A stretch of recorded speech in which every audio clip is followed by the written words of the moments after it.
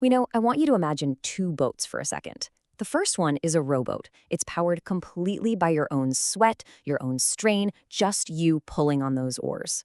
The other boat, though, is a sailboat. It's catching this powerful, totally unseen wind. So, in this explainer, we're going to dive into that exact metaphor to figure out the huge difference between a church that's just running on human effort and one that's actually learned how to raise its sails. So let's just start with a really direct question, right? Does your spiritual community, does your church ever feel like it's just running on fumes? You know that feeling? A sense of total exhaustion, like you're constantly rowing, but not really getting very far? That feeling of burnout is really at the heart of what we're going to unpack today.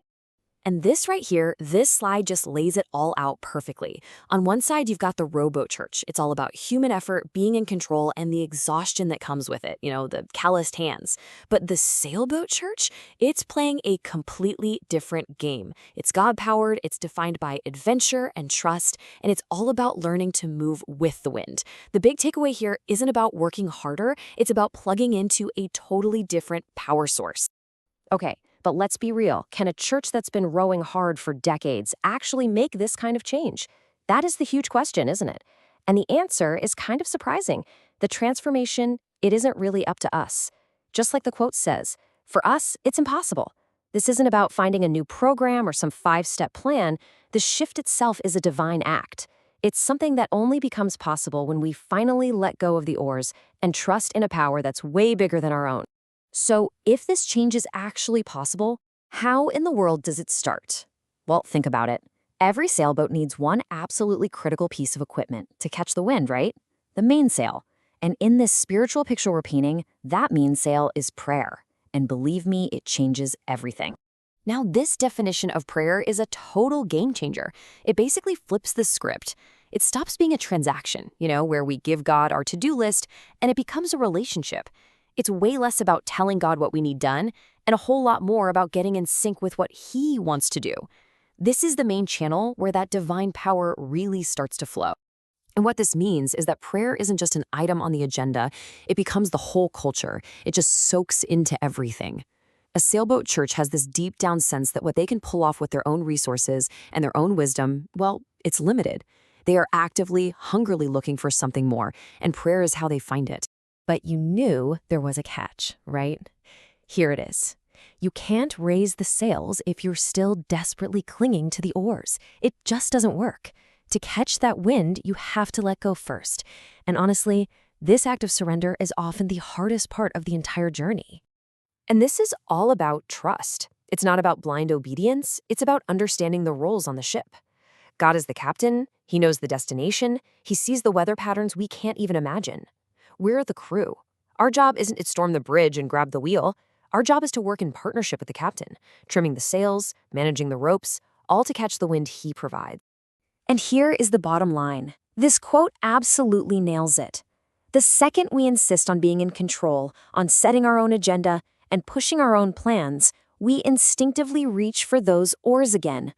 Control. That's the signature move of the rowboat. So, what are these oars we have to let go of? Well, there are two really big ones that act just like anchors, holding us back. First is our deep, deep need for control. And the second one? Our love of comfort. Because following the Spirit often leads us into some pretty unfamiliar waters, and an addiction to comfort will keep a church tied safely but powerlessly to the dock. All right, so this brings us to a really critical question. If you're not rowing, how do you plan anything? If you let go of control, how do you make any decisions? Well, a sailboat church is using a completely different compass. It navigates by faith. Just look at the difference in mindset here. It's night and day. Rowboat planning, it always starts by looking at the budget, the number of volunteers, the size of the building. It starts with what you lack. And so the vision is shaped by all those limitations. But sailboat planning, it starts with a question. What does God want? It operates on faith that if the mission is right, the provision will show up.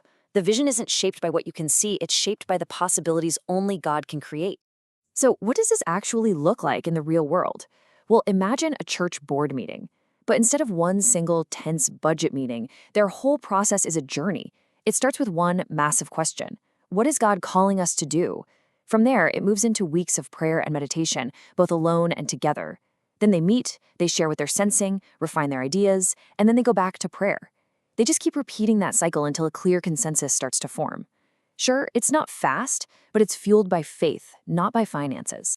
This simple idea that the mission dictates the budget totally flips the script on how most organizations think. The default is, okay, we have X amount of resources, so what can we do? The sailboat model asks, God is calling us to do Y, so how are we going to trust him for the resources?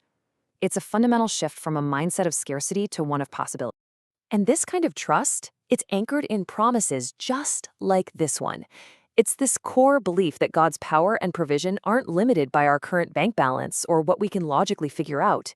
This, right here, is the bedrock of sailboat thinking, actually expecting God to do more than we could ever ask or even imagine.